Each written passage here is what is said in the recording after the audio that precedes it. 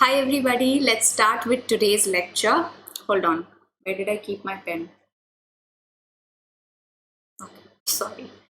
Alright guys, let me introduce myself to you. My name is Alina Reis. I'm a chartered accountant and I am your teacher for corporate law, corporate and economic laws. Okay, so let's get into our video for today. Today is my 9th lecture with you and we are going to be taking up DIN as you call them, DIN, Director Identification Number with you. Okay. Fine. So this is me, 4+ years of teaching experience, and I'm a chartered accountant, needless to say. And my teaching experience includes a little bit of experience into accountancy also, but primarily I'm into law, and that is what I'm always going to planning on teaching. Okay, and before my teaching, I used to be a corporate employee, but later on I switched my area of work. This is the subscription. Before we start with the class, I need to tell you about this, and it won't take me more than 30 seconds to quickly wind this up with you, okay? So this is Unacademy subscription. You can buy it when you download the application, okay? The cost of the subscription is 36K, but if you apply the code ALINACA, you will be getting a discount of 10%, okay? So this is the application that you need to install on your phone, and then you can buy the subscription. And this is by the name of Unacademy Learning App, okay? And plus at the top left corner after the installation, you'll have to click plus if you want to buy the subscription, okay? CA Final is your course that you'll have to choose and then get subscription. And that is when you choose your plan that you want to buy, you apply the code ALINACA and you get your 10% discount and you make the payment. Okay, so now let's get into what I have to teach you today. Now, this is a very practical thing that I want to discuss with you, okay? It's quite interesting, and I think the yellow markings, let me explain these yellow markings to you. Today, before the class, I have already made these yellow markings so that I don't have to do them during the class, because during the class, my pen does not really support me too much, and that is why I make some funny figures which I want to avoid. So yeah, that is why done it before the class for you, okay? And I think because of which it has dimmed a little. Probably you would not be able, you must be finding it hard to read what's written beneath these yellow lines. I will anyway help you, don't worry about that, okay? Let me quickly choose, yeah. Okay, so let me now talk about director identification number. I'll give you a little idea कि DIN आपका DIN होता क्या है. अब से मैं इसको DIN ही बोलूंगी, ठीक है? नाम बड़ा छोटा सा है DIN, इस वजह से बार बार लगता है पता नहीं समझ में आया कि नहीं आया जो मैंने बोला. DIN क्या होता है? DIN आपका एक नंबर होता है जो कि हर बंदे को नहीं मिलता. ये सिर्फ उन लोगों के पास होता है जो किसी कंपनी में डायरेक्टर होते हैं, ठीक है? तो unless you are a director in a company और you want to be a director in a company, you don't need a DIN, okay? DIN is like a PAN. You have your PAN, right? Permanent account number, PAN, and that is what is issued, something similar to that. Although this is completely, it's just a number. That is a similarity between DIN and PAN, but otherwise DIN has a totally different purpose than PAN, okay? PAN आपका हर citizen को मिलता है, हर बंदा apply कर सकता है, but DIN के लिए there are rules, okay? And I'll tell you a lot about it today. In 1 hour you'll be learning very good about what exactly DIN is, what is a direct identification number, the section under which it is applied, it is allotted, and stuff like that. We are going to learn everything today, okay? So first of all, let me give you a little summary about it, okay? The thing is that if you want to get a DIN for yourself, you will have to make an application to the central government, ठीक है?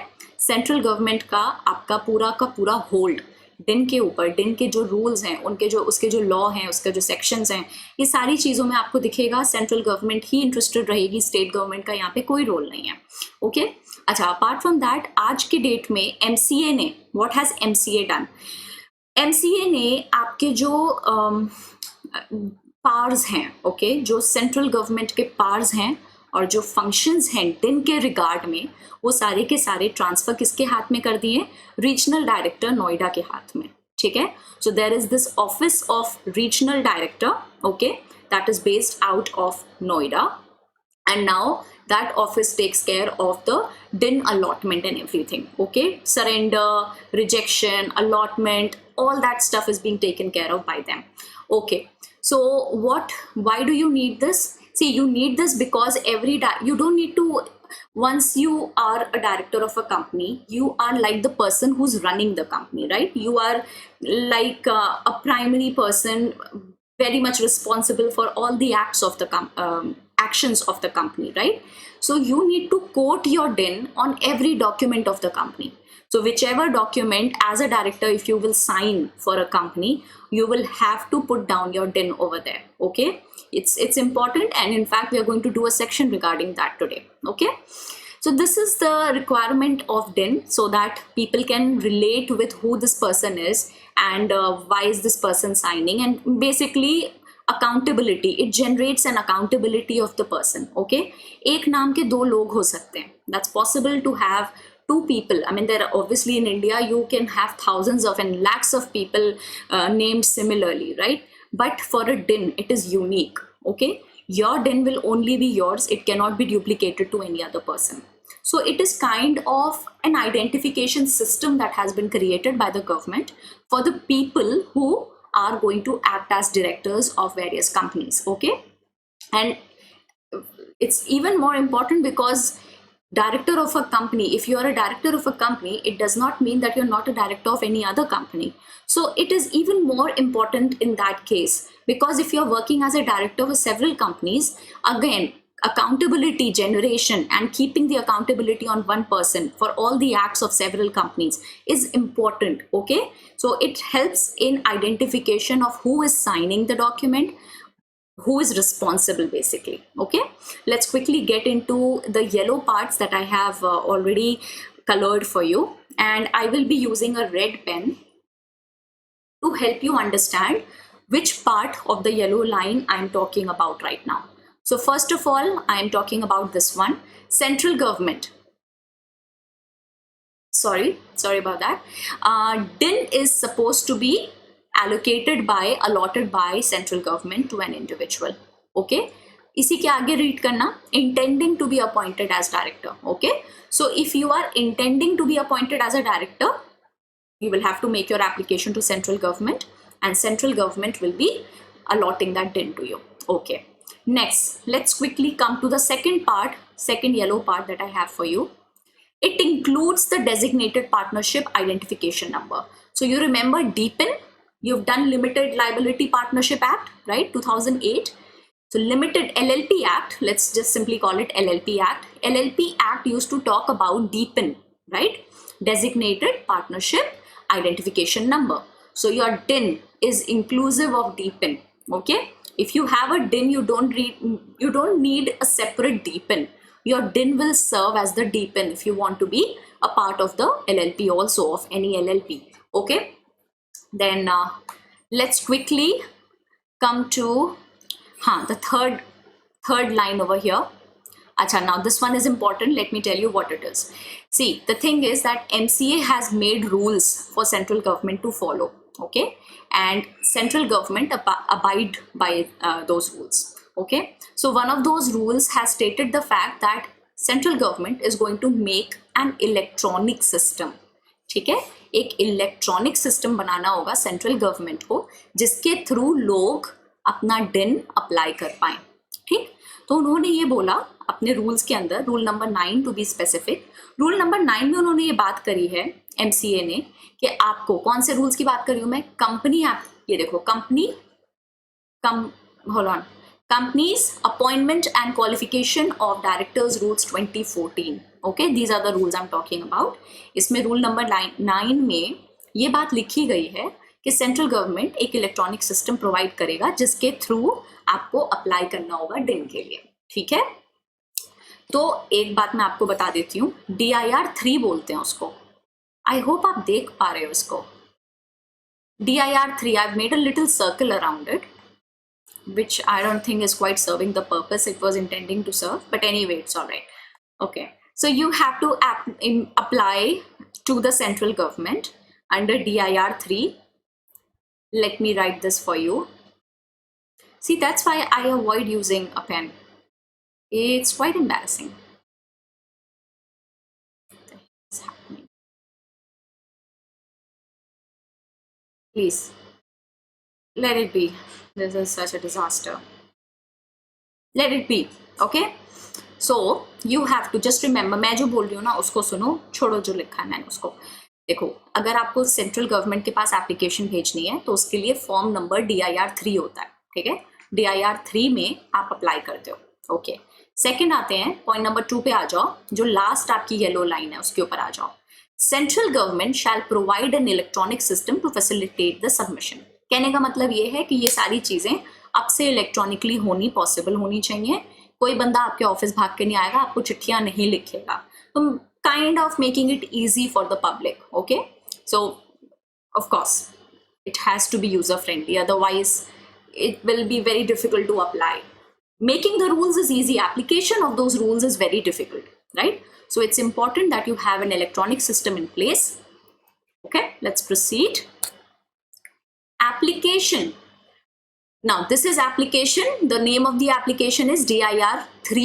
DIR-3 for application. ठीक है, apply किया जाता है DIR-3 में. Sorry, कौन से डॉक्यूमेंट्स लगाए जाते हैं? फोटोग्राफ लगाई जाती है एक, ठीक, प्रूफ ऑफ आइडेंटिटी, आपका जो भी एक आइडेंटिफिकेशन का प्रूफ, आधार हो सकता है, पासपोर्ट हो सकता है. ठीक है, आपका प्रूफ ऑफ रेजिडेंस.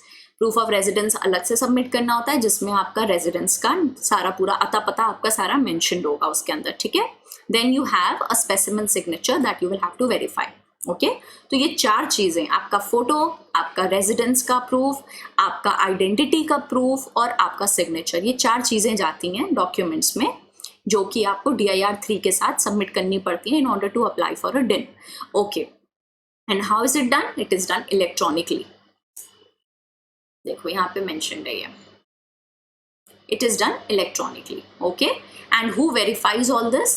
तो अच्छा, आई एम श्योर आपको मालूम होंगे, आपने डिजिटल सिग्नेचर्स अपने ऑफिस में देखे होंगे, आपने प्रैक्टिस के टाइम पे, आपने प्रैक्टिस नहीं, आर्टिकलशिप के टाइम पे आपने ये सारी चीज़ें देखी होंगी अपने ऑफिस में होते हुए.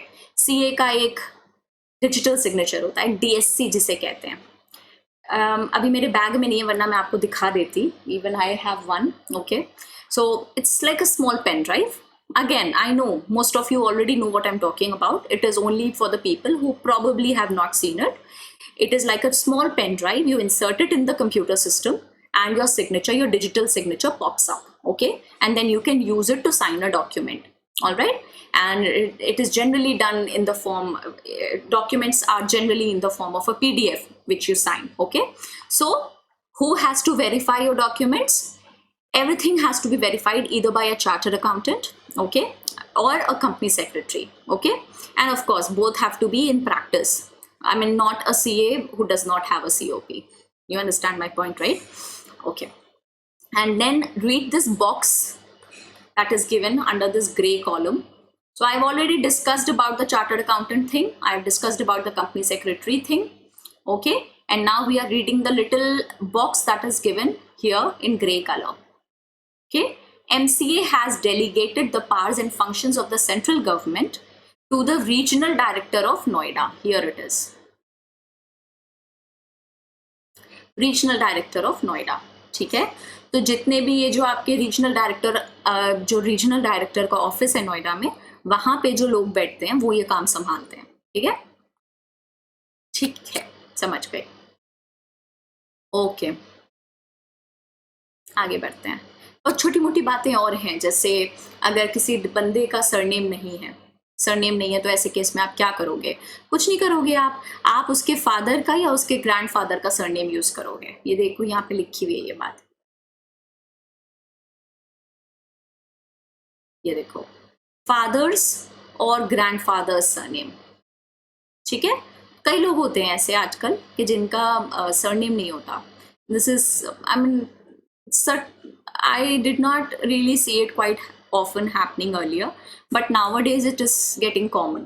A lot of children don't really have surnames and they only use their single name as their primary name as their name, I mean, as a teacher, I've seen that happening with my students also. They don't carry surnames these days. There's something new going on, I don't know.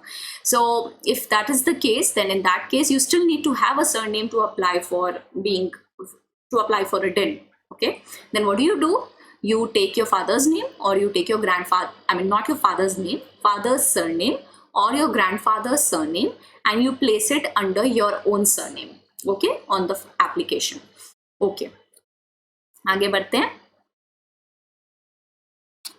ठीक है, allotment of DIN कैसे होता है? डिन का allotment कैसे होता है? पहली बात तो ये सेक्शन 154 है. एप्लीकेशन का सेक्शन था 153. ठीक है, एप्लीकेशन जो होती थी आपकी डिन की, वो सेक्शन नंबर 153 में जाती थी, और आपका जो अलॉटमेंट है that will happen under section 154. मोटी मोटी बात समझ लो. ठीक है, मोटी मोटी बात ये है कि आपका जो अलॉटमेंट होता है डिन का, वो होता है विद इन अ मंथ. तो जब आप डॉक्यूमेंट सबमिट करते हो within a month, central government, और I mean I am not going to say regional director every time, but understand when I say central government, कौन कर रहा है इस काम को, आपको मालूम है अब ये बात. ठीक है, तो सेंट्रल गवर्नमेंट 1 महीने के अंदर आपके डॉक्यूमेंट्स को स्टडी करती है, और अगर उसको सब कुछ ठीक लगता है तो वो आपको within a month respond कर देती है with the number they allotted you as the DIN. Okay, so that is the thing that I have highlighted for you right at the top over here. ठीक है, according to section 154, I am reading from the text. According to section 154 of the Companies Act 2013, the central government shall within 1 month from the receipt of the application under section 153. देख रहे हो फर्क, notice कर रहे हो? Application हो रहा है 153 में, अलॉटमेंट हो रहा है 154 में. याद करो, आपने शेयर कैपिटल की, जब शेयर इशू होते हैं, आपने उसकी जर्नल एंट्रीज करी होंगी. तो आपको याद है पहले एप्लीकेशन होता था, फिर अलॉटमेंट होता था. तो वही चीज से आप यहाँ याद रखना कि पहले एप्लीकेशन होती है अलग सेक्शन के अंदर, फिर अलॉटमेंट होता है अलग सेक्शन के अंदर. ये बात आप याद रखना. ठीक है, allot a director identification number to the applicant in such a manner as may be prescribed. ये बात तो लॉ में कई जगह लिखी होती है कि जिस तरह से मैनर स्पेसिफाई किया गया है लॉ में, उस मैनर में वो होगा. ठीक है, तो कोई बात नहीं, इसको इतना ध्यान से पढ़ने की जरूरत नहीं. बस यहाँ पे मोटी मोटी जो बात आपको याद रखनी है वो ये याद रखनी है कि 1 महीने के अंदर आपका डिन सेंट्रल गवर्नमेंट अलॉट कर देती है. Good, very good. आगे बढ़ते हैं. ठीक है, अच्छा अब जरा इस पे आ जाओ. DIR 3 is the application. ठीक है, और DIR 3 के साथ एक चीज और जाती है. क्या जाता है? पैसा जाता है. अगर आपको डायरेक्टर आइडेंटिफिकेशन नंबर के लिए अप्लाई करना है तो आपको DIR 3 तो भरना ही पड़ेगा, the form that you have to fill for the application. along with that you will also have to provide a certain sum of fees. Okay, that also goes to the central government. ठीक है, ठीक है. Point number 2 में कुछ भी ऐसा खास नहीं है. आपको अगर अच्छा लग रहा हो तो आप थोड़ा सा पॉज करके वीडियो को बीच में रीड कर सकते हो. कहीं पे भी आपको लगे कि आपको मेरे साथ साथ, अगर आपको कहीं पे भी, मेरे को कमेंट्स में बता देना in case you feel a little problem with my speed of talking और with the way I, if there is any feedback for me, you are most welcome to give me a feedback. I will definitely take it as a positive criticism and I will try and improve with it. Okay, ठीक है. तो आपको कहीं पे भी लगे कि आपको कुछ पढ़ना है, स्लाइड के ऊपर जो लिखा हुआ है, वीडियो को पॉज करके पढ़ लेना, उसके बाद प्ले कर देना, फिर वैसे वहां से कैरी फॉरवर्ड कर लेंगे. ठीक है, चलो आगे बढ़ते हैं. ठीक है, तो मैंने थोड़ा सा अपना काम और आपका काम दोनों का आसान करने के लिए चीज़ों को पहले से ही इसी वजह से अंडरलाइन कर रखा है. हम फिर से उसी पे ध्यान देंगे क्योंकि यही सबसे इंपॉर्टेंट बातें हैं. डोंट वरी, आपका कुछ भी छूटेगा नहीं. मैंने ध्यान से, बहुत तसल्ली से बैठ के ये अंडरलाइनिंग करी है आपके लिए. अब आते हैं ज़रा पॉइंट नंबर 3 के ऊपर. पॉइंट नंबर 3 में जो बात लिखी है, पहले तो मैं आपको एक मज़े की बात बता दूँ. वैसे तो आपने खुद भी ये चीज़ें करी भी होंगी, DSC बनवाए होंगे लोगों के, आपने डिन अलॉट करवाए होंगे, ये सारी चीज़ें आपने करी होंगी, राइट. बट ये अगर बाय चांस आपको उतना प्रैक्टिकल एक्सपीरियंस आपका उतना अच्छा नहीं रहा है, आपने इतना कुछ मौका नहीं मिल पाया सीखने का, कोई बात नहीं. मैं आपको एक बात बताना चाहती हूँ अलग से. कई बार, बहुत बार ऐसा होता है कि जब आप MCA को कोई भी चीज़ सबमिट करते हो, ठीक है, कोई डॉक्यूमेंट सबमिट करते हो, कुछ आपको चाहिए होता है, आपको कुछ बनवाना होता है, there are a lot of times that they find your application to be incomplete और they find it a little defective in some manner. Okay, and then they return it to you. तो वो आपको वापस भेज देते हैं कि भाई साहब इसको ठीक करके वापस भेजिए। ओके, तो आपको चांस देते हैं, कुछ दिन का समय देते हैं और आपको बोलते हैं इसको फटाफट इतने दिन में ठीक करो और वापस भेजो। जैसे एक छोटा सा एग्जांपल बता रही हूँ, फूड लाइसेंस के केस में क्या होता है, जब आप फूड लाइसेंस की एप्लीकेशन डालते हो तो आपको बहुत पापड़ बेलने पड़ते हैं, बहुत बार। रेयरली होता है कि वो एक बार में अप्रूव हो जाए और आपका लाइसेंस आ जाए, नहीं होता है। ओके, तो 30 दिन का समय मिलता है आपको। आपकी जब भी एप्लीकेशन वापस आती है मिनिस्ट्री के अंदर से, तो आपको 30 डेज का टाइम मिलता है और 30 डेज में आपको रीअप्लाई, मतलब रीअप्लाई नहीं करना होता, उसी के ऊपर रिप्लाई करना होता है इलेक्ट्रॉनिकली। सब कुछ आजकल इलेक्ट्रॉनिकली हो जाता है, ठीक है। तो फिर आपको फिर वो देखते हैं दोबारा से, और फिर अगर उनको ठीक लगता है तो वो एक्सेप्ट कर लेते हैं, नहीं तो फिर से वो वापस कर देते हैं। तो वही चीज़ यहाँ पे भी होती है। जब आप एप्लीकेशन डालते हो कि मुझे डिन चाहिए, तो बहुत बार ऐसा होता है कि वो डिन की एप्लीकेशन आपके पास वापस आ जाती है कि ये इनकम्प्लीट है, या इसमें ये डॉक्यूमेंट में प्रॉब्लम है, ये वाला नहीं, ये भेजो, ये प्रॉब्लम है, ये प्रॉब्लम है, यहाँ पे आपने ये चीज़ सही से नहीं भेजी है। वो आपको रीज़न स्टेट कर देंगे और आपका वो डॉक्यूमेंट आपको वापस कर देंगे, ठीक है।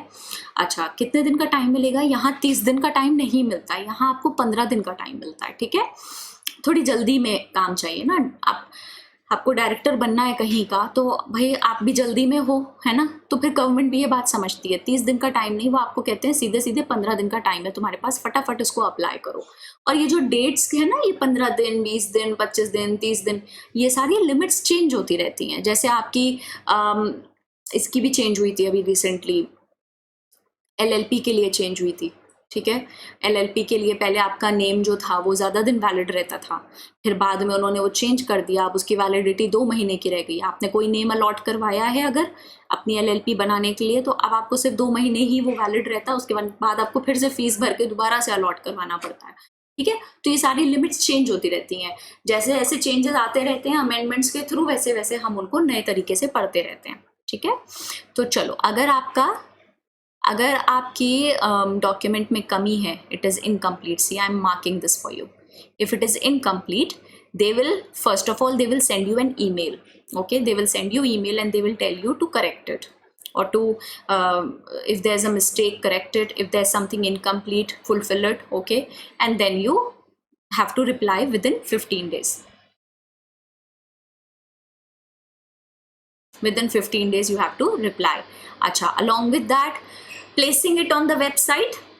So along with an email, email तो भेजेंगे ही भेजेंगे भाई, बिना ईमेल के काम नहीं चल सकता आज की दुनिया में।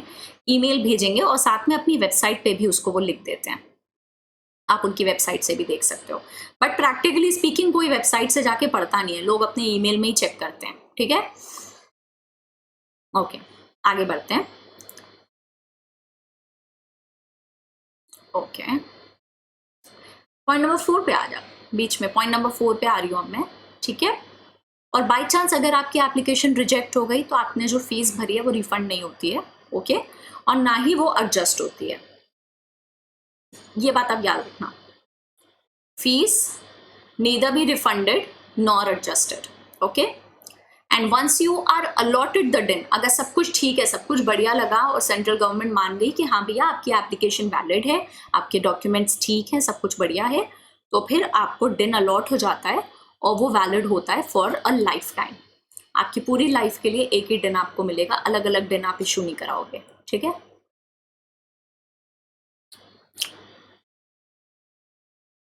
फिर से वही बात उन्होंने दोबारा लिखी है कि ये सारा काम रीजनल डायरेक्टर एट नोएडा संभालता है, रीजनल डायरेक्टर एट नोएडा संभालता है, ये बात दोबारा लिखी है।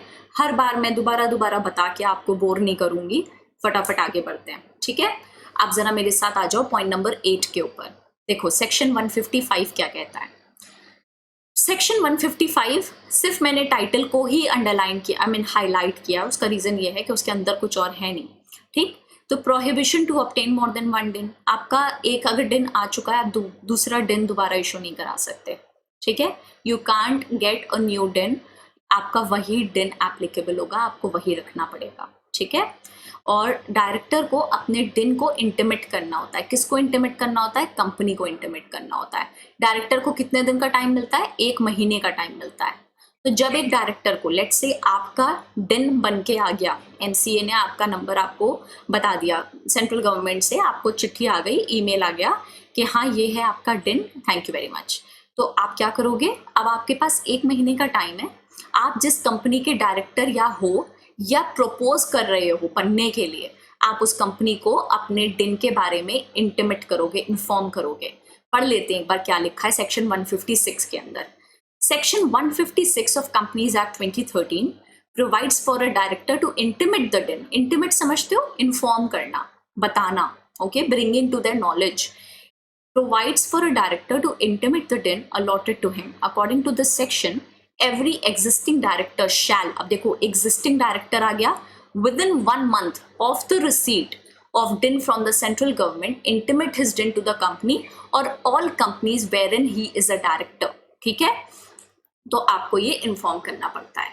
अच्छा, अभी हम वो वाला सेक्शन भी पढ़ेंगे कि जहाँ पे आप एक डायरेक्टर बनना चाहते हो, अभी फिलहाल आप डायरेक्टर हो नहीं, वो भी चीज़ें हम पढ़ेंगे। ठीक, तो कंपनी को एक बार जब डिन मिल गया तो उसके बाद कंपनी क्या करेगी, अब कंपनी के पास आपका डिन आ गया, सिमिलरली सिर्फ आपका नहीं, और भी जितने डायरेक्टर थे सबका डिन कंपनी को रिसीव हो गया। ठीक है, लेट्स से 4 डायरेक्टर थे, 1 2 3 4, तो चारों का डिन रिसीव हो गया। अब कंपनी क्या करेगी, कंपनी उसको इंटीमेट करेगी, किसको करेगी, रजिस्ट्रार को करेगी। ठीक है, तो कंपनी को वो बताना पड़ता है रजिस्ट्रार को। लैपटॉप थोड़ा गर्म हो रहा है, कोई बात नहीं, चलो कोई बात नहीं। Every company shall with in 15 days, देखो यहाँ पे पढ़ना जरा मेरे साथ, every company shall within 15 days of the receipt of intimation under section 156 furnish the din of all the directors to the registrar. तो बस इतनी सी बात याद रखना, ठीक है, कि रजिस्ट्रार ऑफ कंपनीज को, आरओसी को, इनको बताना पड़ता है 15 दिन के अंदर। तो ध्यान से एक बात याद रखना, डायरेक्टर को मिला है 1 महीने का समय इंटीमेशन के लिए, मगर कंपनी को 1 महीने का नहीं मिला है, कंपनी को 15 दिन का समय मिला है।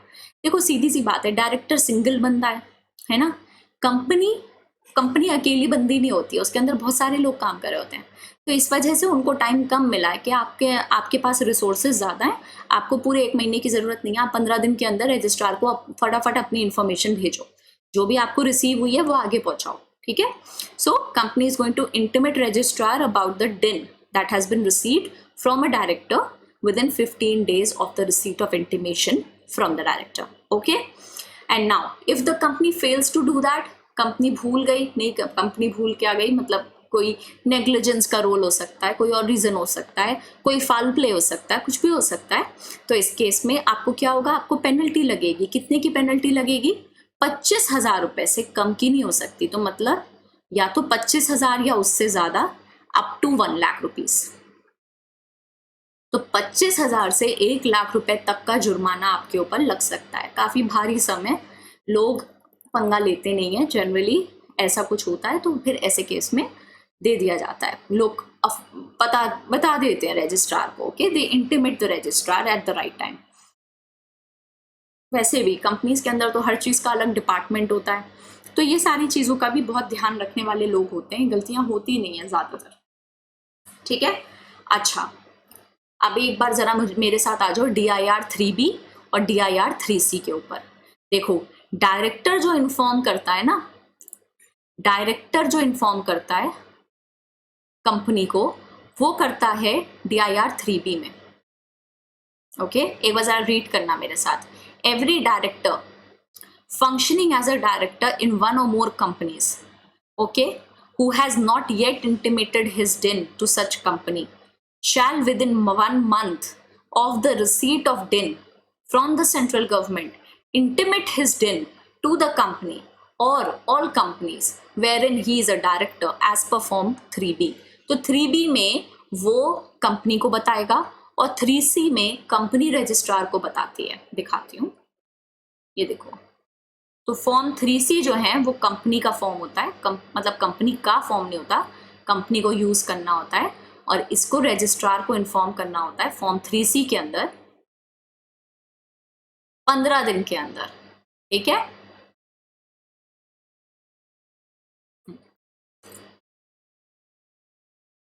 एक मिनट रुकना।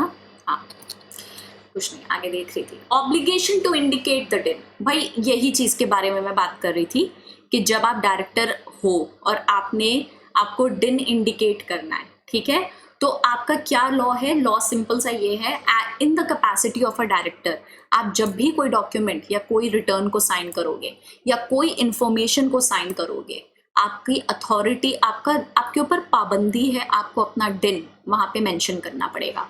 आपको साइन के साथ अपना डिन जरूर से बताना पड़ेगा, ठीक है, उसके बिना काम नहीं चलेगा।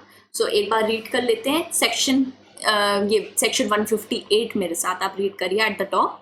According to section 158 of the Companies Act, every person or company, while furnishing any return information or particulars as are required to be furnished under this act, shall mention the DIN in such return information or particulars in each such case.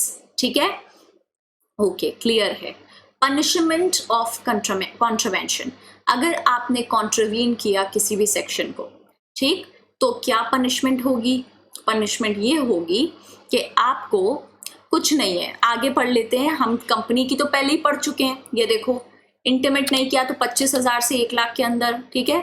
ये वाला जो section है 159 बस बता रहा है कि punishment होगी, बट ज्यादा डिटेल में नहीं जाना, मैं थोड़ा सा आगे दिखा देती हूँ आपको, देख लो एक बार यहाँ पे, देखो थोड़ा सा सीरियस मामला हो जाएगा। क्या होगा अगर डायरेक्टर ने गलती करी? एक मिनट रुकना, मैं अंडरलाइन करना चाह रही हूँ, मेरा हाथ नहीं जा रहा वहां तक।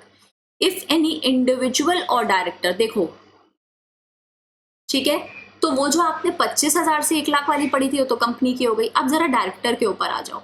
अगर डायरेक्टर ने गलती करी, कॉन्ट्रवीन किया किसी सेक्शन को, नहीं इन्फॉर्म किया कंपनी को अपने डिन के बारे में, वगैरह वगैरह वगैरह, कोई उससे मिस्टेक हुई, तो उसमें कितनी पेनल्टी है? 50,000 रुपए तक का आपका जुर्माना है, ठीक है, 50,000 रुपए तक का जुर्माना है, ये देखो यहाँ लिखा हुआ है ये, ठीक, और आपको जेल भी हो सकती है 6 महीने तक की, 6 महीने तक की जेल हो सकती है, ठीक है। और उसके अलावा अगर आपका जो डिफॉल्ट है आपकी वो कंटिन्यूइंग नेचर की है, कि आप ध्यान ही नहीं दे रहे हो, वो काम गलत होता ही चला जा रहा है, होता ही चला जा रहा है, आप कर ही नहीं रहे हो उसको ठीक, तो 500 रुपये पर डे की भी आपके ऊपर पेनल्टी लगेगी।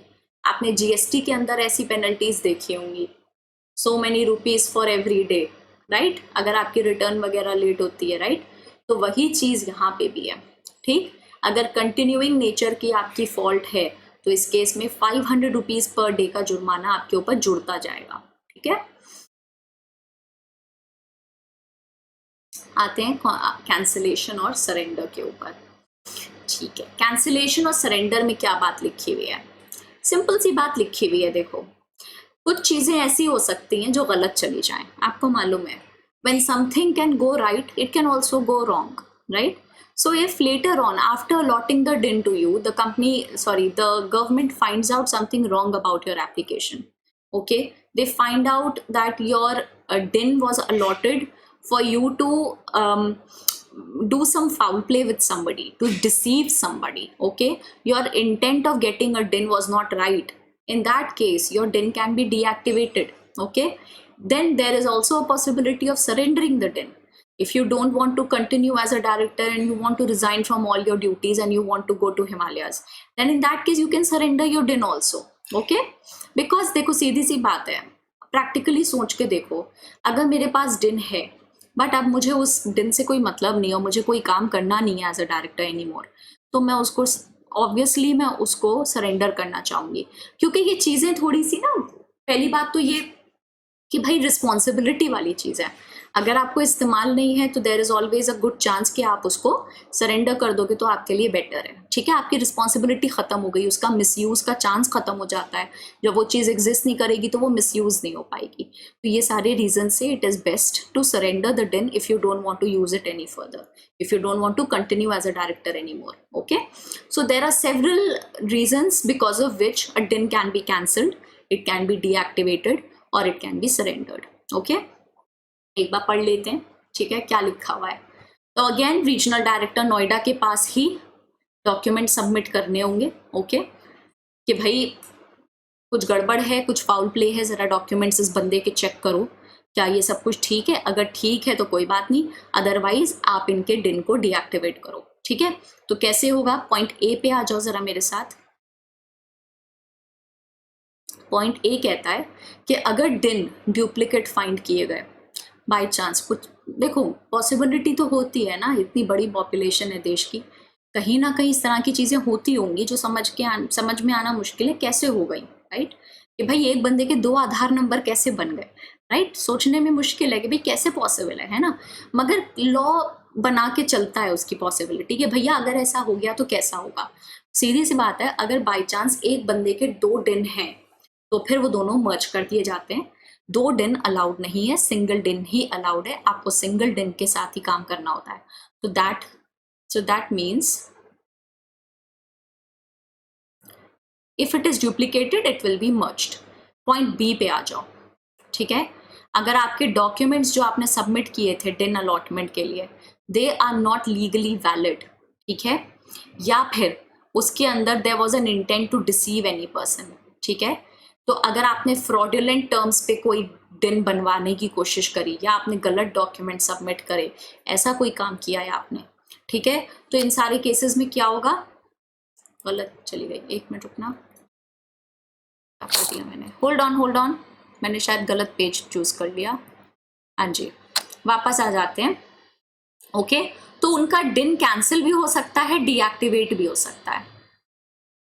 ठीक है, डीएक्टिवेट का मतलब यह है कि तुम उसे एक्टिवेट करा सकते हो बाद में, कैंसिल का मतलब यह है कि वो खत्म ही हो गया, फिर वो एक्टिवेट नहीं हो सकता दोबारा। ठीक है, तो रॉन्गफुल मीन्स अगर इन्वॉल्व हैं, आपका इंटेंट टू डिसीव प्रूव हो रहा है, तो आपका डिन कैंसिल भी हो सकता है। ठीक है, फिर बंदे की डेथ के केस में भी डिन ऑब्वियसली कैंसिल हो जाएगा। ठीक है, देन अगर बंदा अनसाउंड माइंड का है, भाई कोई बंदा है जिसको मतलब सैडली कोई दिमाग की प्रॉब्लम हो गई है, okay, he is not okay mentally any more to serve as a director, तो उसका डिन आपका डीएक्टिवेट हो जाएगा। ठीक है, फिर कैंसिल भी हो सकता है। फिर बंदा अगर इंसॉल्वेंट एडजुडिकेट हो गया, मतलब डिक्लेयर हो गया, ठीक है, अगर इंसॉल्वेंट डिक्लेयर हो गया तो भी उसका डिन चला जाएगा, देन वो खुद भी सरेंडर कर सकता है। ओके, वो खुद भी सरेंडर कर सकता है अपने डिन को।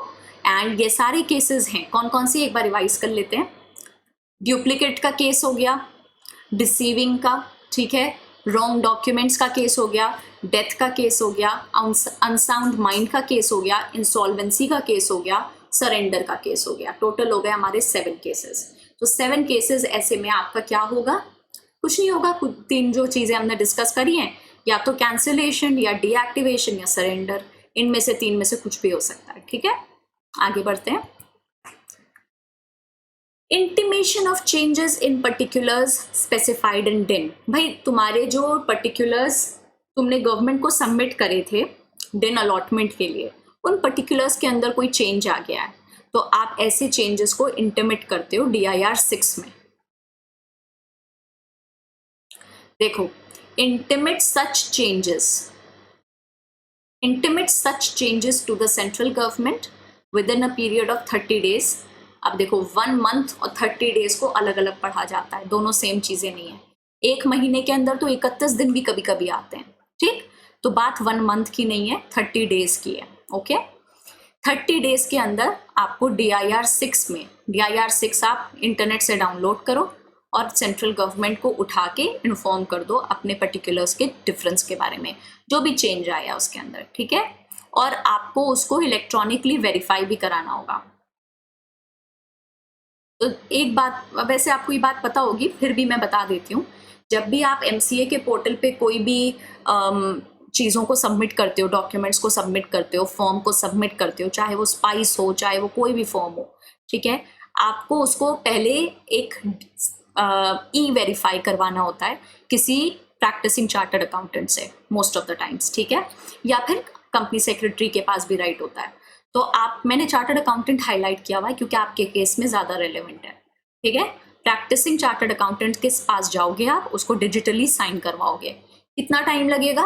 मात्र 1 मिनट से कम लगेगा, बस आने जाने का जो टाइम है वो लगेगा, ठीक है।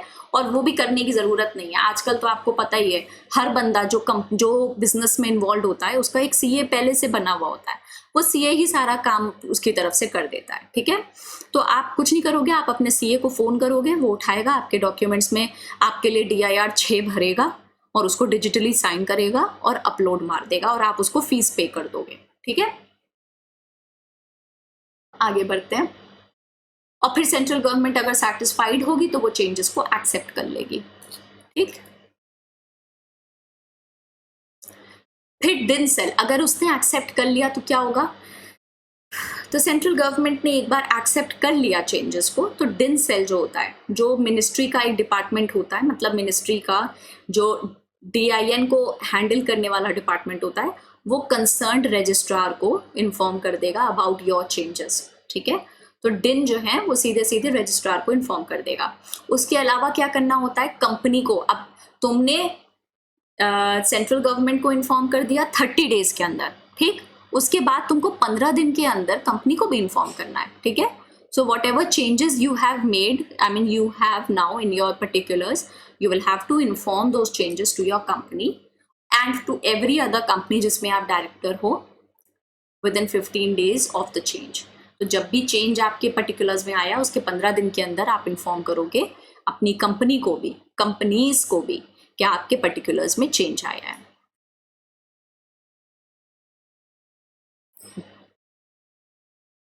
ठीक है, आगे बढ़ते हैं। आई थिंक ये हमारा आखिरी टॉपिक है आज का, है ना। हाँ जी, आखिरी टॉपिक है ये हमारा। इसके बाद जो मैंने आपके लिए निकाल के रखा हुआ है, appointment of additional director and alternate director, nominee director, ये हम कल के क्लास में करेंगे। आ जाओ जरा। Right of persons other than retiring directors to stand for directorship, बहुत प्रैक्टिकल सब्जेक्ट है ये, बहुत ही प्रैक्टिकल टॉपिक है ये, ठीक है। इसको ध्यान से पढ़ना। इनफैक्ट इंटरनेट पे भी इसके बारे में आपको काफ़ी अच्छी चीज़ें लिखी हुई मिल जाएंगी और इसके अंदर अमेंडमेंट वगैरह भी आए हैं, ठीक है। तो मैं बताती हूँ क्या होता है। देखो, समझने की कोशिश करना कि ऐसा क्यों होता है। देखो, कहने का मतलब ये है कि कोई बंदा, कोई आउटसाइडर क्या आपकी कंपनी की डायरेक्टरशिप मांग सकता है? क्या ये पॉसिबल है? आंसर है हाँ, मांग सकता है। क्या उस जिसको प्रपोज किया जा रहा है टू बी द डायरेक्टर, जिसको आप डायरेक्टर बनाना चाहते हो, क्या उस बंदे का शेयर होल्डर होना जरूरी है उस कंपनी में? नहीं, ऐसा कोई जरूरत नहीं है। ये बात आपको पहले भी मैं बता चुकी हूँ, ठीक है। कोई क्वालिफाइंग शेयर्स नहीं चाहिए होते हैं टू बिकम अ डायरेक्टर, और वही बात यहाँ पे भी अप्लाई करेगी। You don't have to be a share holder to be a director, okay. Now पढ़ते हैं एक बार इसके अंदर क्या लिखा हुआ है। देखो, नहीं, पढ़ने से पहले एक बार पहले मैं आपको थोड़ा सा अदरवाइज बता देती हूँ, उसके बाद मैं इसको रीड करके आपको बताऊंगी कि यहाँ क्या लिखा हुआ है। When you want a certain person to be appointed as the director of a company, okay, you can propose that person's name to the company, ठीक। आप कंपनी को, देखो, पहली बात तो ये कि डायरेक्टर कहाँ पे अपॉइंट होगा, जनरल मीटिंग के अंदर अपॉइंट होगा, है ना। जनरल मीटिंग के अंदर अपॉइंटमेंट होता है डायरेक्टर का। तो जनरल मीटिंग से मिनिमम 14 दिन पहले, मिनिमम 14 डेज पहले आप कंपनी को एक नोटिस में इन्फॉर्म करोगे that you want to propose the name of so and so person to be the director of the company. I mean not to be the director but to be the candidate of directorship. अभी director वो बनेगा नहीं बनेगा ये तो company decide करेगी, मगर आप प्रपोजल दे सकते हो कि आप इस बंदे को डायरेक्टर बनाना चाहते हो, ठीक है। अच्छा, इसके लिए क्या चाहिए होता है? उसके लिए एक डिपॉजिट चाहिए होता है, अभी मैं बताऊंगी, ठीक है। हाँ, तो 1 लाख रुपए का डिपॉजिट चाहिए होता है। ये डिपॉजिट किसको दिया जाता है? ये डिपॉजिट दिया जाता है कंपनी को। आपको अगर किसी को अपॉइंट करवाना एज अ डायरेक्टर, आपको 1 लाख रुपए का डिपॉजिट देना पड़ेगा कंपनी को। फिर कंपनी उस पैसे का क्या करेगी मैं बताती हूँ। अगर वो बंदा डायरेक्टर अपॉइंट हो गया, अगर वो डायरेक्टर अपॉइंट हो गया आपके प्रपोजल के बाद, तो वो 1 लाख रुपए आपको रिफंड हो जाएंगे, ठीक है। और अगर वो नहीं हो पाया, अपॉइंट नहीं हो पाया, मतलब ये कि रेजोल्यूशन पास नहीं हो पाया, उसका अपॉइंटमेंट नहीं हो पाया, तो वो 1 लाख रुपए आपके चले जाएंगे हमेशा के लिए। फिर वो कंपनी के पैसे, ठीक है, वो कंपनी को मिल जाएंगे, ये क्यों बनाया गया होगा लॉ? ये इसलिए बनाया गया है ताकि लोग मिसयूज ना कर पाए इस सेक्शन को, ठीक है। सीधी सी बात है, लॉ के बीच में और लोगों के बीच में हमेशा एक कैट एंड माउस वाली चेस चलती रहती है, चूहे बिल्ली का खेल है ये, ठीक है। तो जब भी ऐसी कोई बात कहीं भी पढ़ो कि डिपॉजिट चाहिए है, मिनिमम ये मैक्सिमम वो, समझ जाओ कि लॉ कहीं ना कहीं अपने मिसयूज को कंट्रोल करने की कोशिश कर रहा है, ठीक है। अगर आप ऐसे फ्रीली अलाउ कर दोगे ना कि कोई भी किसी को भी प्रपोज कर सकता है टू बी अ डायरेक्टर, सोच के देखो कितने प्रपोजल आएंगे। हर बंदा, लोग मजाक मजाक में कर रहे होंगे ये काम। फिर तो अभी लॉ कहता है ठीक है तुम सीरियस हो ना, तुम्हें किसी को अपॉइंट करवाना है ना एज अ डायरेक्टर, तो ठीक है एक काम करो, सबसे पहला काम ये करो कि तुम 1 लाख रुपए डिपॉजिट करो कंपनी के पास। अगर वो डायरेक्टर अपॉइंट हो गया तो ठीक है, वरना तुम्हारे 1 लाख रुपए गए हमेशा के लिए, ठीक है। तो चलो एक बार पढ़ लेते हैं। हाँ, a person who is not a retiring director. अच्छा, रिटायरिंग डायरेक्टर वाली बात तो मैंने आपको समझाई नहीं। देखो, रिटायरिंग डायरेक्टर, अगर कोई डायरेक्टर रिटायर हो रहा है तो फिर आपको प्रपोज करने की जरूरत ही नहीं है कि उसको दोबारा बना लो, नहीं। फिर तो आपको सीधे, फिर तुम कंपनी डिसाइड करेगी कि वो अपॉइंट होगा कि नहीं होगा, है ना। तो रिटायरिंग डायरेक्टर के पास तो ऑप्शन होता ही है रीअपॉइंटमेंट का। ये तो अदरवाइज हम किसी को अगर बनाना चाहते हैं डायरेक्टर जो अभी तक बोर्ड में नहीं था, अगर हम उसको अब बनाना चाहते हैं तब कैसे होगा, ये सेक्शन उसके लिए, सेक्शन 160, ये आउटसाइडर्स को पार देता है to become a director in a company, ठीक है, in a public company, not in a private company. अभी हम एग्जेम्पशंस के बारे में पढ़ेंगे, ठीक है। पॉइंट नंबर 1 पे आ जाओ जरा मेरे साथ। A person who is A person who is not a retiring director in terms of section 152 shall, subject to the provisions of this act, be eligible for appointment to the office of a director at any general meeting if he or some member intending to propose him as a director has not less than 14 days before the meeting left at the registered office of the company a notice in writing, ठीक है। तो आपको एक written notice देना पड़ेगा 14 दिन पहले meeting से, okay, if you want to propose the name of a person to be a director, for the candidature of a director, candidature as a director, ठीक है। पॉइंट नंबर 2 पे आ जाओ। such notice must come along with a deposit of 1 lakh rupees or such higher amount as may be prescribed, okay। तो 1 लाख रुपए का आपका deposit आएगा, ठीक है। डिपॉजिट के लिए क्या लिखा है आगे पढ़ते हैं। Such deposit shall be refunded to such person if the person proposed to get selected as a director, ठीक है। तो जिसको आपने प्रपोज किया था टू बिकम द डायरेक्टर, अगर वो डायरेक्टर अपॉइंट हो गया तब तो फिर आपके पैसे बच गए, आपको रिफंड मिल जाएगा पैसों का। दूसरा एक और केस है, मिनिमम, ये देखो, मोर than 25% of the total valid vote, तो जितने वोट पड़े मीटिंग के अंदर, जितने वोट पड़े, अगर उसका 25% रिजेक्शन में चला गया। अब ये बात मैं लिख के समझाना चाहती थी बट कोई बात नहीं, कोई बात नहीं, एक बात समझ लो, मिनिमम समझ लो, 25% छोड़ो, आप मिनिमम पे ध्यान दो। मिनिमम 26% वोट्स अगर आपके बंदे को मिल गए, जिस बंदे को आपने प्रपोज किया था, अगर मिनिमम 26% वोट्स उसको मिल गए तो फिर आपके पैसे आपको वापस, ठीक है। It has to be more than 25, actually 26 कहना गलत होगा, यहाँ पे लॉ की लैंग्वेज में लिखा है मोर देन 25। इसका मतलब ये हुआ कि अगर 25.2 भी बैठता है ना, 25.2%, तो भी आपके पैसे आपको वापस मिल जाएंगे, ठीक है। तो मोर देन 25% होना चाहिए, वो डेसिमल में भी चला जाए कोई प्रॉब्लम नहीं है, ठीक है। तो मोर देन 25% वोट अगर आपके वाले बंदे को मिल रहे हैं तो भी आपका पैसा आपको रिफंड हो जाएगा, ठीक है। तो ये रिफंड की शर्तें हैं, ये 2 शर्तें हैं, या तो सिलेक्शन या फिर मोर देन 25% वैलिड वोट आपके बंदे को। Both the cases you get your money back, okay. All right. अच्छा, एक चीज और, ऐसा नहीं है कि लोग सिर्फ दूसरे का ही नाम देना चाहेंगे डायरेक्टरशिप के लिए, लोग अपना नाम भी दे सकते हैं। अगर आप डायरेक्टर बनना चाहते हो तो आप भी जाके अपना नाम प्रपोज कर सकते हो, बट आपको फीस देनी पड़ेगी 1 लाख रुपीस की। ठीक है, बस आगे बढ़ते हैं। एग्जेम्पशंस पे आ जाओ जरा। पहले मैं एग्जेम्पशन पे आती हूँ, उसके बाद जरा ये बॉक्स के ऊपर आऊंगी, बाद में आऊंगी। ठीक है, एग्जेम्पशंस में क्या क्या है? गवर्नमेंट कंपनी है, गवर्नमेंट कंपनी के ऊपर आपका ये वाला लॉ अप्लाई नहीं होगा। ठीक है, ओके। आगे बढ़ते हैं। Subsidiary of a government company, एक मिनट रुको,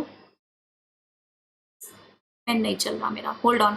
हाँ, subsidiary of a government company, फिर प्राइवेट कंपनी के ऊपर भी अप्लाई नहीं होगा। ओके, और सेक्शन 8 कंपनी के ऊपर तो दुनिया का कोई लॉ वैसे भी आपके बहुत ही ज़्यादातर में तो वो एग्जेम्प्टेड ही होती है, राइट। तो सेक्शन 8 कंपनी के ऊपर भी अप्लाई नहीं होगा। ऑल राइट, ये आपके हो गए एग्जेम्पशंस। एक बार जरा पीछे आते हैं, पीछे आओ। निधि कंपनी के केस में क्या होगा? 1 लाख रुपए का नहीं है, 1 लाख रुपए की जगह 10,000 रुपए का डिपॉजिट है। ठीक है, अगर आप निधि कंपनी के अंदर चाहते हो तो 1 लाख रुपीज को सब्सटीट्यूट कर दो 10,000 रुपए से, that is what law says. ठीक है, ऑल राइट, बस। तो ये आपका जो एमसीए का क्लैरिफिकेशन है, जो सर्क्यूलर है, एक बार इसको रीड कर लो मेरे साथ। जहां पे मैंने एरो स्टार्ट किया ना बनाना, वहां से पढ़ना। MCA wide general circular has issued a clarification with respect to refund of deposit under section 160 in case of companies registered under section 8. Okay, section 8 companies के बारे में बात हो रही है। The board of directors of such company is to decide as to whether the deposit of 1 lakh received by them under section 160 made by or on behalf of the person failing to secure more than 25% of valid votes is to be forfeited or refunded. तो section 8 company के case में board of directors के पास authority है, वो decide कर सकते हैं कि वो पैसा रखना चाहते हैं या वो पैसा रिटर्न करना चाहते हैं। ठीक है, अगर कब की बात हो रही है? अगर 25% से ज्यादा के वोट नहीं मिले या फिर वो बंदा सिलेक्ट नहीं हुआ एज अ डायरेक्टर। ठीक है, तो ये पार दी गई है ओनली सेक्शन 8 कंपनीज को, और किसी को नहीं। आगे बढ़ते हैं, बस ये आखिरी स्लाइड है जो हमें करनी है। ओके, टाइम चेक करी थी मैं। अच्छा, अगर आपको, ठीक है, आपने किसी कंपनी को, आपको लेट्स से, एक बार फिर शुरू करती हूँ, अगर आपका मन है किसी को अपॉइंट करवाना एज अ डायरेक्टर, तो आप कंपनी को 14 दिन पहले इन्फॉर्म करोगे minimum, before the general meeting.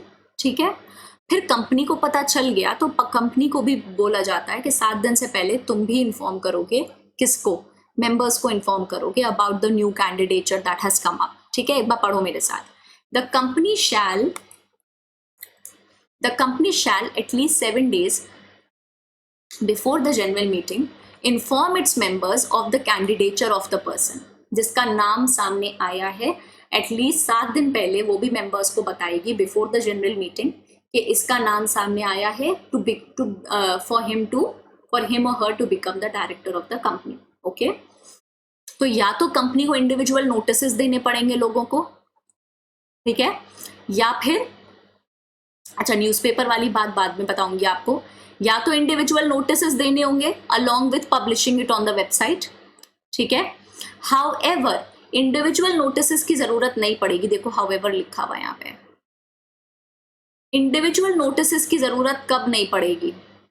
तब नहीं पड़ेगी अगर तुमने न्यूज़पेपर में छपवा दी बात। ठीक है, वर्नाक्यूलर न्यूज़पेपर में, ठीक है, वर्नाक्यूलर न्यूज़पेपर होता है कोई रीजनल लैंग्वेज का न्यूज़पेपर उनका। ठीक है, किसी वर्नाक्यूलर न्यूज़पेपर में तुमने छपवा दी बात और साथ में तुमने एक इंग्लिश न्यूज़पेपर में छपवा दी, तो फिर इन दैट केस आपको इंडिविजुअल नोटिस देने की जरूरत नहीं है, that will be sufficient. Okay okay, I think इतना ही था। ठीक है, एक बार जल्दी से रिकैप मार लेते हैं whatever we have done today.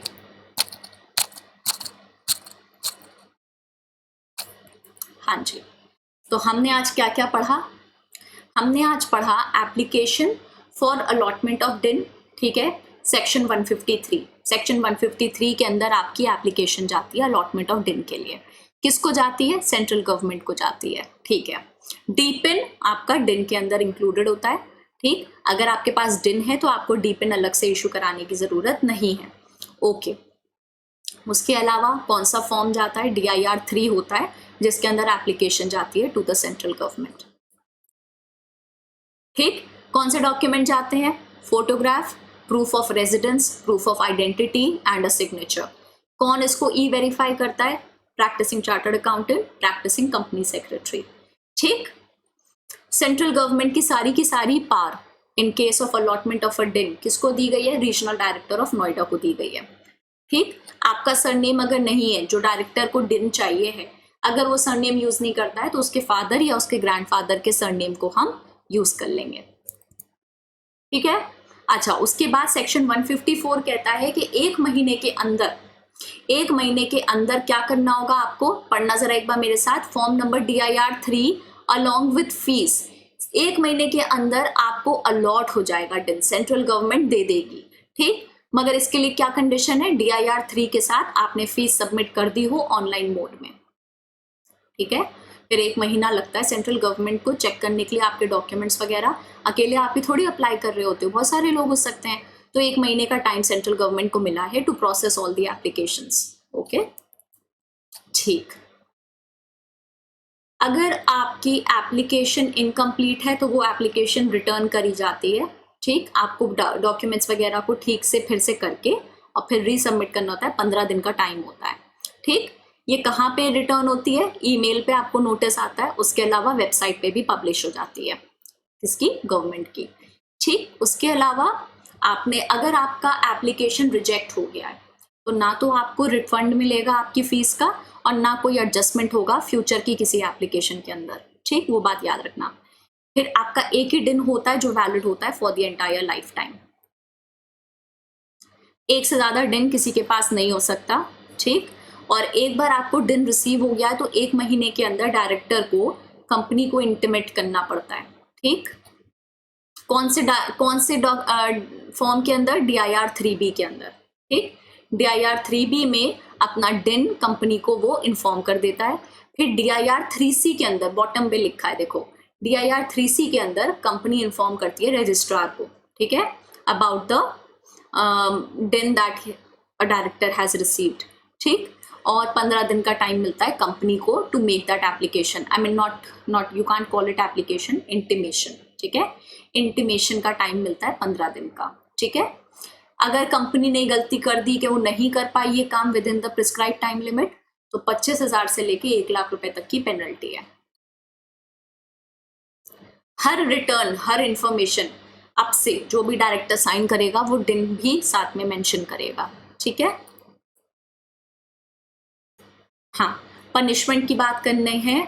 अगर पनिशमेंट की बात हो रही है तो डायरेक्टर की पनिशमेंट कितनी है, 6 महीने तक की सजा हो सकती है, 50,000 रुपए तक का आपका जुर्माना हो सकता है, और अगर आपकी जो कॉन्ट्रावेंशन है वो कंटिन्यूइंग नेचर की है तो आपकी 500 रुपए पर डे से कॉन्ट्रावेंशन का आपको चार्ज लगेगा, पेनल्टी, पनिशमेंट। ओके, आपका कैंसिल हो सकता है, सरेंडर हो सकता है, डीएक्टिवेट हो सकता है डिन। कौन कौन से केसेस में, डुप्लीकेट के केस में मर्ज हो जाएगा। उसके अलावा अगर आपके डॉक्यूमेंट्स ठीक नहीं है, आपका इंटेंट गलत है, इंटेंट डिसीवफुल है, डेथ के केस में, अनसाउंड माइंड, इंसॉल्वेंट, सरेंडर, इन सारे केसेस में आपका डिन, एज आई सेड, कुछ भी हो सकता है, deactivate, cancel, surrender, okay, as the case में भी। अगेन आपको DIR-6 के अंदर 30 दिन का समय मिलता है। ओके, ये किसका है, इंटीमेशन ऑफ चेंजेस। तो अगर आपके पर्टिकुलर्स में कोई चेंज है तो DIR-6 के अंदर आप 30 डेज के अंदर सेंट्रल गवर्नमेंट को इन्फॉर्म करोगे और फिर से आप ई वेरीफाई किससे कराओगे, चार्टर्ड अकाउंटेंट या फिर एक कंपनी सेक्रेटरी से, दोनों की जरूरत नहीं है, कॉस्ट अकाउंटेंट से भी करा सकते हो। ठीक है, कॉस्ट अकाउंटेंट, बट वही शर्त है प्रैक्टिसिंग होना चाहिए। ठीक है, और अगर सब कुछ सही रहेगा तो आपके पर्टिकुलर्स एक्सेप्ट कर लिए जाएंगे और डिन सेल जो मिनिस्ट्री का है वो कंसर्न रजिस्ट्रार को इन्फॉर्म कर देगा। ठीक है, और आपके जो चेंजेस आए हैं पर्टिकुलर्स के अंदर उसमें आपको 15 दिन का समय मिलता है, 15 दिन के अंदर आपको कंपनी को भी इन्फॉर्म करना होता है। हाँ, सेक्शन 160 काफ़ी इंपॉर्टेंट है, इसका अच्छे से करना है इसको। ठीक है, 1 लाख रुपए के डिपॉजिट के साथ आप खुद को भी प्रपोज कर सकते हो to be a director of a company. Okay, ठीक है, या फिर कोई मेंबर किसी आउटसाइडर को भी प्रपोज कर सकता है। ओके, 1 लाख रुपए का डिपॉजिट है, वो वापस हो जाता है अगर आपका बंदा सिलेक्ट हो गया या नॉट या फिर मोर देन 25%। ठीक है, 25% से ज्यादा के वोट उस बंदे को, वैलिड वोट्स मिल गए, तो फिर 1 लाख रुपए का आपका वापस हो जाएगा। सेक्शन 8 कंपनी के केस में ये 1 लाख रुपए का जो वापस करना है नहीं करना है, ये पार दी गई है बोर्ड ऑफ डायरेक्टर्स को कि भैया उसने जो बेचारे ने प्रपोज किया था उसकी बात तो पूरी नहीं हुई, बंदा अपॉइंट नहीं हुआ ना, उसको 25% वोट मिले। अब ऐसे केस में तुम पैसे का क्या करोगे? तो बोर्ड ऑफ डायरेक्टर्स के पास अथॉरिटी है, वो या तो उस पैसे को वापस कर सकते हैं या वो उस पैसे को रिटेन कर सकते हैं, फॉरफीट कर सकते हैं। 1 लाख रुपए का जो अमाउंट है वो निधि कंपनी के केस में 10,000 रुपए रह जाता है, 1 लाख रुपए की जरूरत नहीं होती। ठीक, और 4 एग्जेम्पशन है सेक्शन 160 के, बहुत इंपॉर्टेंट है, याद रखना। गवर्नमेंट कंपनी की सब्सिडरी, प्राइवेट कंपनी और एक आपकी सेक्शन 8 कंपनी जो सोशल कॉजेस वगैरह के लिए काम करती हैं। ठीक है, जब आप कंपनी को इन्फॉर्म करते हो 14 दिन पहले, एटलीस्ट मिनिमम 14 डेज पहले आपको जनरल मीटिंग से इन्फॉर्म करना पड़ता है of the proposed candidature of a directorship. फिर कंपनी को 7 दिन से पहले अपने मेंबर्स को इन्फॉर्म करना होता है। इंडिविजुअल नोटिसेस देने पड़ते हैं, बट अगर आपने न्यूज़पेपर, एक वर्नाक्युलर न्यूज़पेपर और साथ में एक आपने इंग्लिश न्यूज़पेपर के अंदर ये न्यूज़ छपवा दी ऑफ कैंडिडेचर की, तो फिर आपको इंडिविजुअल नोटिसेस देने की ज़रूरत नहीं है। ठीक, और हाँ, वेबसाइट पे भी पब्लिश करती है कंपनी अपने। बस इतना ही था आज के लिए। आज की सेवा होती है आपके लिए समाप्त हमारी। अगर आपको ये लेक्चर मेरा पसंद आया हो तो मेरे मोरल को बूस्ट करने के लिए आप इसको लाइक दे देना। ठीक है, इसको अपने फ्रेंड्स के साथ शेयर कर लेना, और नॉलेज तो बांटने से बढ़ती है ना। आप भी किसी को पढ़ाओगे तो आप सीखोगे उससे। कोई भी चीज़ जब मुझे खुद समझ नहीं आ रही होती है तो मैं पहले उसको किसी और को पकड़ती हूँ, उसको पढ़ाती हूँ, उसके बाद मुझे समझ आ जाती है। और ये चीज़ मैं स्कूल टाइम से करती चले आ रही हूँ, तो ये चीज़ आप भी कर सकते हो। आपको किसी एक पर्टिकुलर सब्जेक्ट में प्रॉब्लम है, आप कोशिश करो किसी और को पढ़ाने की, वही चीज़ आपको डेफिनेटली क्लैरिटी मिलती है उन चीज़ों से। ठीक है, उसके अलावा मैं थोड़ा सा स्किप कर रही हूँ, आगे बढ़ रही हूँ, सॉरी। हाँ, आप सब्सक्राइब कर लेना चैनल को, हमारे साथ बने रहो। आप बेल आइकन प्रेस कर देना। आप PDF भी डाउनलोड कर पाओगे अनअकैडमी पे। ठीक है, जो उनकी एप्लीकेशन है वहाँ से आप PDF डाउनलोड कर पाओगे लेक्चर्स की। हर शाम में हमारे लेक्चर्स होते हैं, मेरे पर्टिकुलरली अपनी बात कर रही हूँ, शाम के टाइम पे मेरे लेक्चर होते हैं, आप लेक्चर अटेंड कर सकते हो। ठीक है, और बाकी ये है, अगर आप मुझे वहाँ पे फॉलो कर लोगे तो आपको मेरे लेक्चर्स के बारे में पता चलता रहेगा कि किस टाइम पे मैं अपना लेक्चर लेती हूँ अनअकैडमी पे।